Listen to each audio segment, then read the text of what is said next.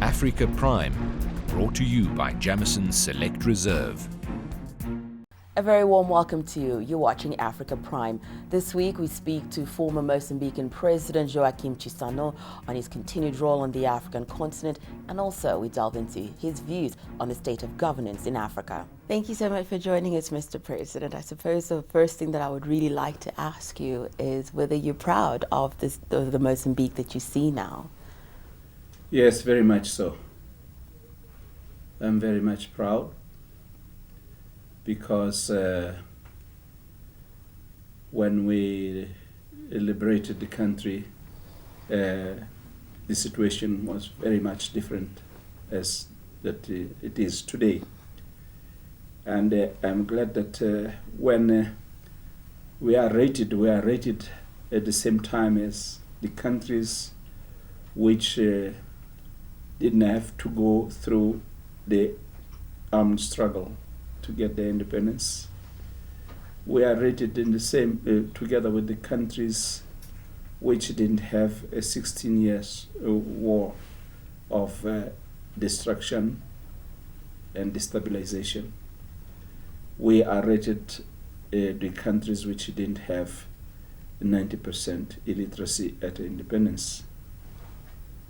We are rated at the same time with countries whose Catholic churches didn't have, like us, absence of a bishop or of priests who were Mozambicans. Just to give you the situation we had, and today you have a Mozambican where all the bishops are Mozambicans, and there are many. While in the colonial days there were only 3, and we have 40 universities. At independence we had 1, a small one, and we have electricity in all districts of our country, which is hydroelectric energy. We have television in all districts. We have cellular phones even in the villages, and so on and so on. So just to give you a few examples of what makes me proud. One of the things that you have been praised for is your ability to speak to, even when you're going into the elections, your ability to speak to the opposition and your ability to conciliate people. And just speak to us a little bit about how that ability has helped you in your career. In my career? Well, to speak to the opposition is something which is new for me, because it happened only in 1990, in the 80s, 90s. But I come from far. We had to fight, to organize ourselves for fighting, and then we had to negotiate with the Portuguese, and then we came to this problem of the war of destabilization, which I talked about,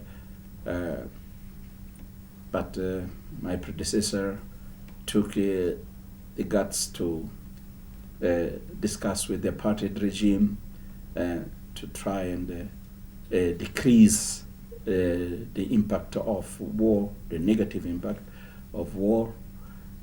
So when I came in, I just proceed this path, and so my career starts long before. So maybe you want to speak about the after this. I just remained 10 years more after peace was achieved in power. When you talk about the achievements and where Mozambique is now, I mean, Mozambique is a booming economy right now. So many people are wanting to go there in terms of investment.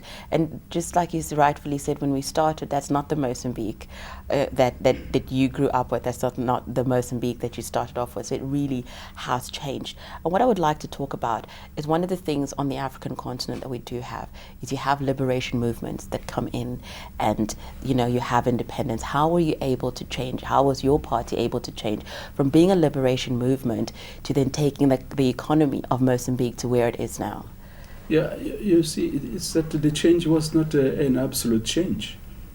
We did not feel that we are already liberated. We have got independence. We conquered independence, but we were not yet liberated. So we continue to fight to get more and more liberation, and that means development, means to develop, first of all, the most important resource, which is the human resource, men and women. And so these men and women who are bringing this development. And during the liberation struggle, we had no much difference between the leadership and the combatants and the people in general. We were one. So this is what we continue to do. Our government, working with the people all the time, you can see that the way of work, the way the presidents of Mozambique work is slightly different from other parts of Africa. Is that we are always in the countryside, in the villages, talking with the people and collecting their views before we pass this on in a legislation. And the proposals which come to the parliament are already started at the base. And our parliamentarians also go and check. And so there's a constant dialogue with the people. Maybe because of the volume of things which we have to do today, this dialogue is no longer as deep as it was in the beginning.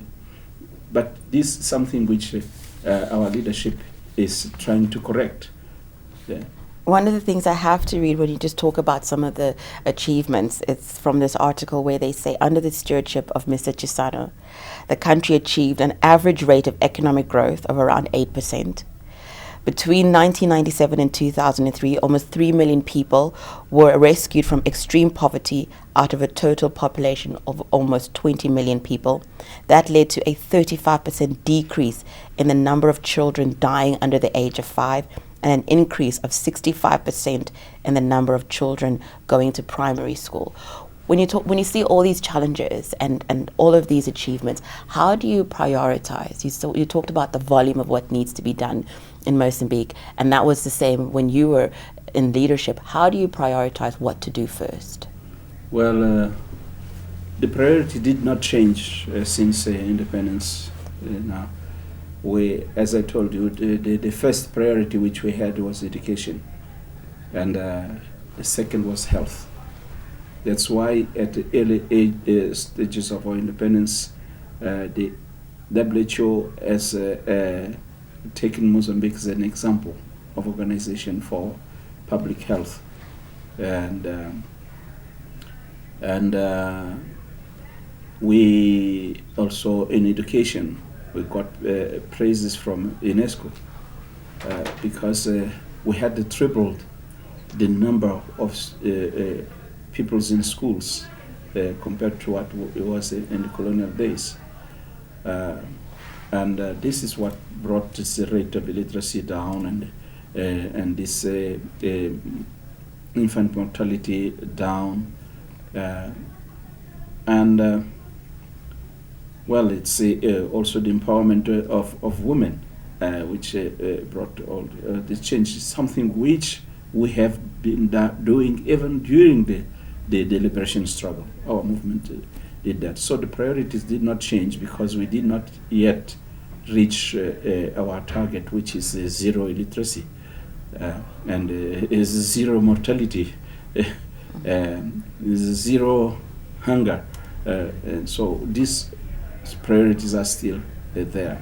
So the third priority was agriculture because it's food security, and so on.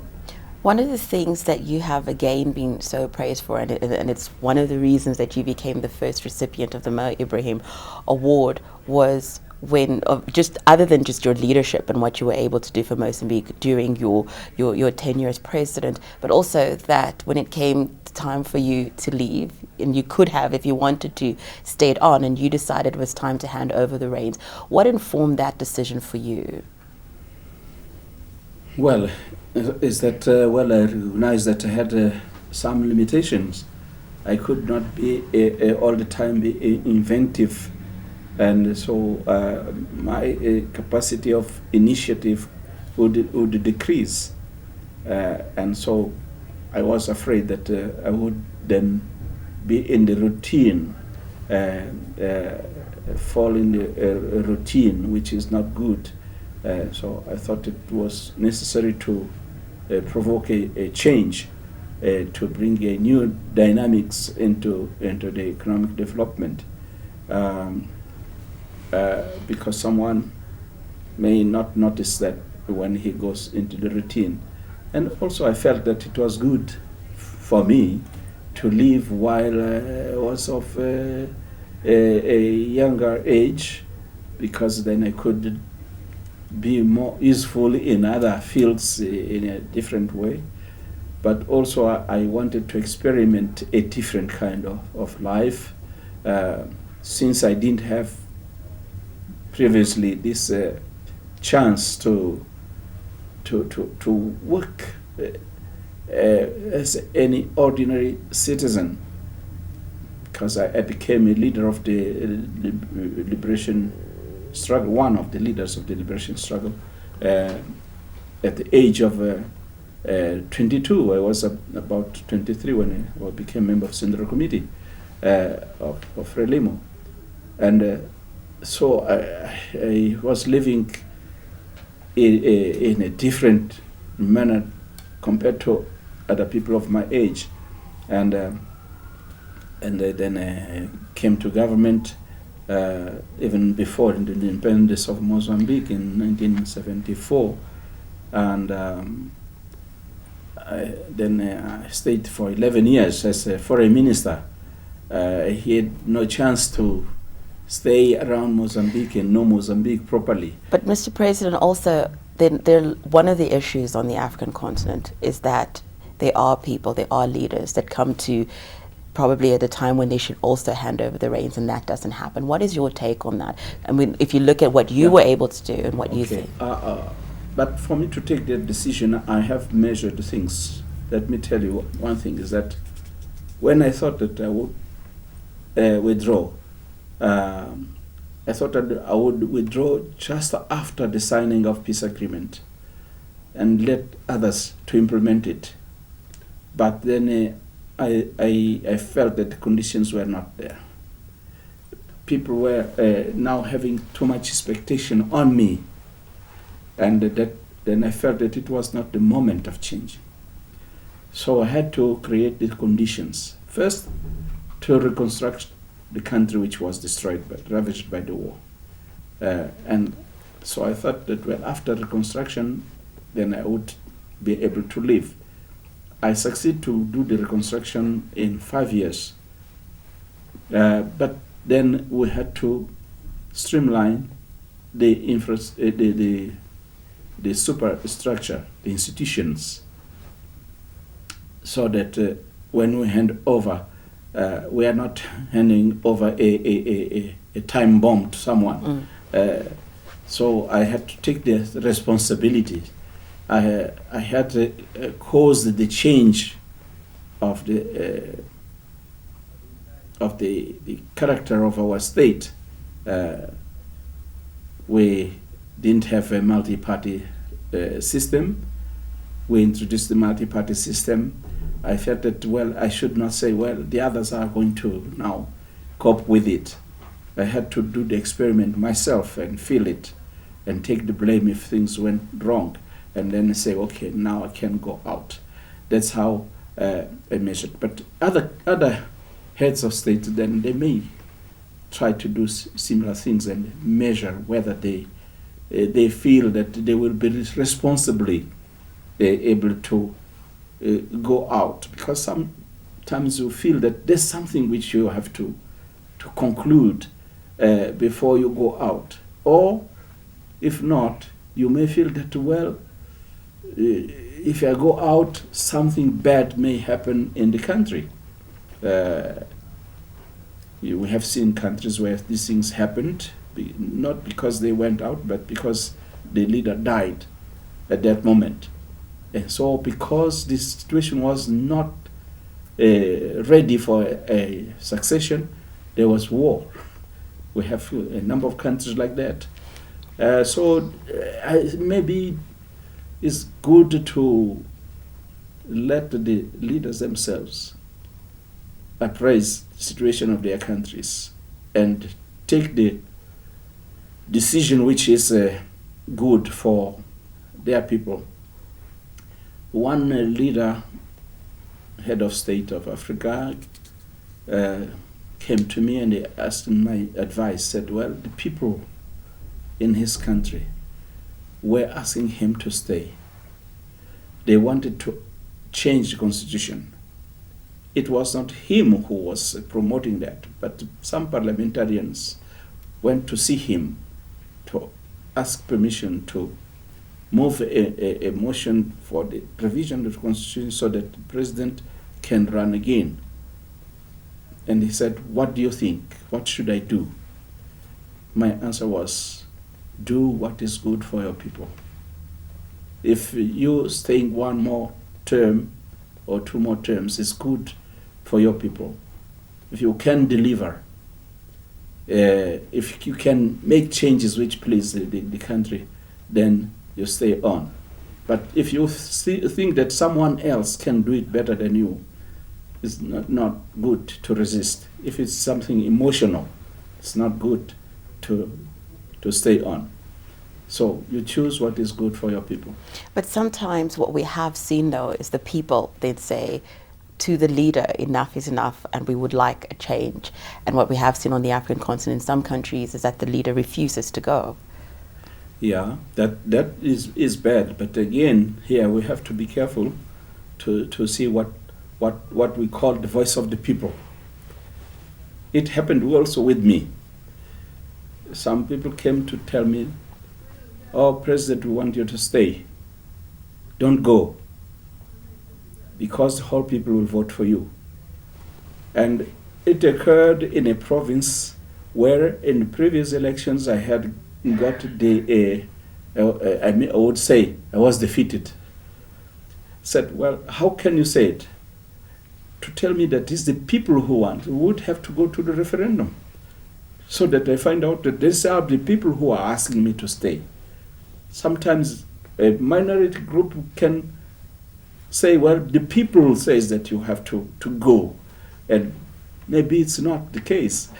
Maybe it's not the case, not the people. So we have to be careful. But, well, if it's the people, I say that it's bad to resist. In my particular case,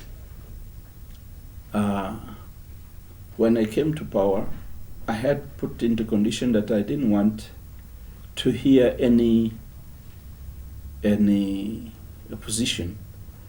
If there was only one of my colleagues who thought that they should not come in, or that he would not support me enough, I would say no, I will not join here. But it takes all the analysis of the situation when it to go out, but to people to come and say, okay, you stay, and I don't know who is saying that, I would say no, I don't stay.